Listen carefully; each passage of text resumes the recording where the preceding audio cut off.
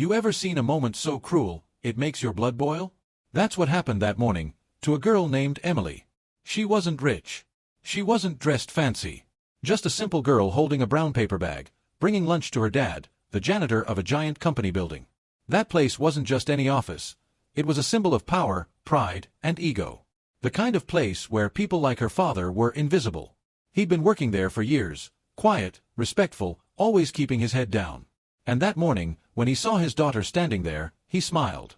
It was a small, proud smile, the kind only a tired father gives when his child shows up with love in her hands. But that moment didn't last long. Because then he walked in, Victor Kane, the billionaire CEO. The kind of man everyone feared, but no one respected. The room froze the second he entered, like the air itself knew who had power. His shoes clicked against the marble, his suit screamed money, and his smirk, that smirk could cut a man's pride in half. And then it happened. Without a word, Victor tilted his soda can and poured it right onto the shiny floor, right in front of Emily. The liquid splashed across her sneakers. Everyone gasped. Victor looked at her father, the janitor, and said, "Clean it up. That's what you people are here for." Those words hit harder than a slap. Miguel froze. His hands trembled. His face went pale, but he didn't say a word. Years of silence had taught him that speaking up could cost everything. Emily's heart pounded. Her face burned. For a moment, she thought she'd cry. But instead, she knelt down.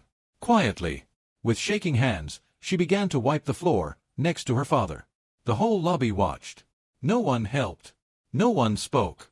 Victor laughed under his breath and walked away, proud of what he'd done. But what he didn't know was that someone else saw everything.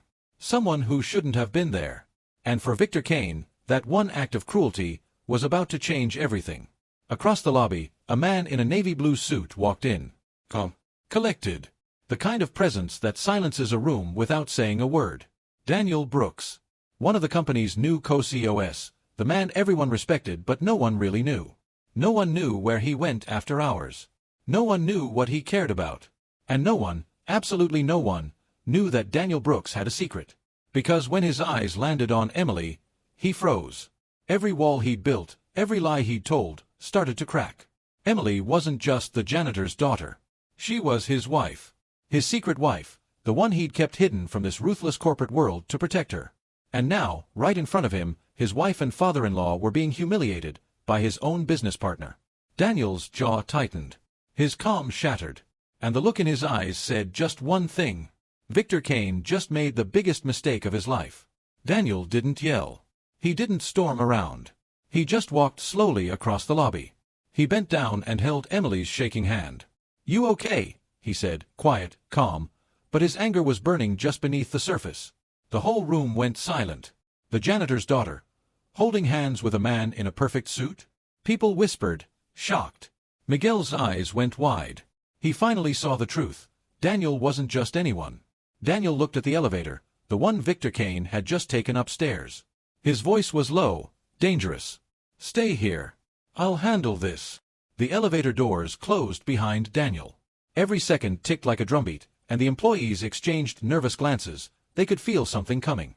Victor Kane sat at his desk, sipping coffee, laughing with his assistants, completely unaware that his empire was about to shake. The doors opened and Daniel walked in without knocking. The room went silent. "Victor," Daniel said, his voice low and steady. "We need to talk."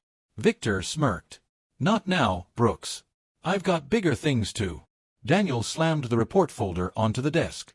"You humiliated my wife." Victor froze mid-breath, the word hanging heavy in the air. Victor laughed, full of arrogance. "Oh, please," he said.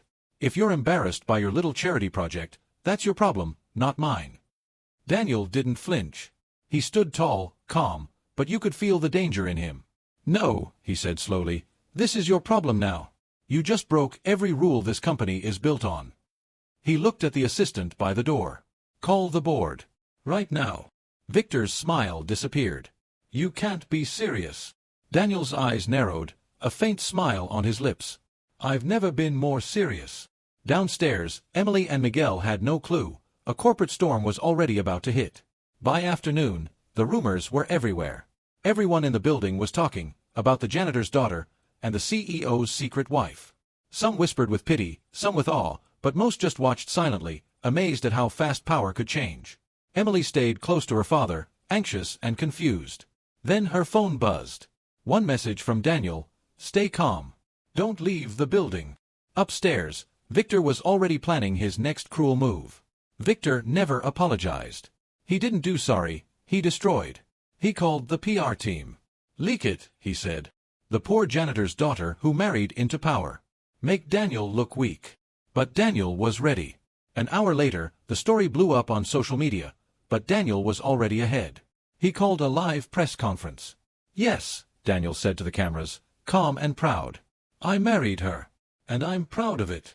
Victor's plan had just backfired. The video went viral in minutes. Daniel spoke plainly, no scripts, no PR tricks. He told the world how Emily's father had spent 20 years cleaning floors while people like Victor disrespected him. "Character isn't measured by a paycheck," he said. "It's measured by how you treat those who can't do anything for you." The audience erupted in applause. Even employees watching online stood and cheered. Then Victor's boardroom door opened, and the shareholders were waiting. By evening, it was over. Victor Kane was out. The board had removed him for misconduct, and Daniel took full control of the company. But he didn't go to his office. He went straight to the janitor's room, where Emily and Miguel were waiting. He took her hand. "No one will ever disrespect you again. Not while I'm here." Miguel's eyes welled up with tears. That day, the building that once stood for power and arrogance finally learned what real strength looks like: respect. Because sometimes, the people the world looks down on are the ones destiny lifts the highest. True power isn't about money, status, or fear. It's about respect, integrity, and standing up for what's right.